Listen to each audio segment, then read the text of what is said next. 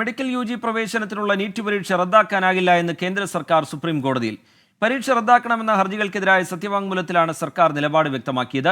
CBI അന്വേഷണം പുരോഗമിക്കുകയാണെന്ന് സർക്കാർ കോടതിയെ അറിയിച്ചു. ആർ രാധാകൃഷ്ണൻ ചേരുന്നുണ്ട് വിവരങ്ങളുമായി ഡൽഹിയിൽ നിന്ന്. ആർക്കെ, ഇതുമായി ബന്ധപ്പെട്ടുള്ള പരാതികൾ, പ്രതിഷേധങ്ങൾ, കോടതിക്ക് മുമ്പിലുള്ള ഹർജികൾ, ഇതൊക്കെ നമുക്കറിയാം. അതിനിടയിൽ കേന്ദ്ര സർക്കാർ കോടതിയിൽ വ്യക്തമാക്കുന്ന നിലപാടെന്ത്? ആർക്കെ?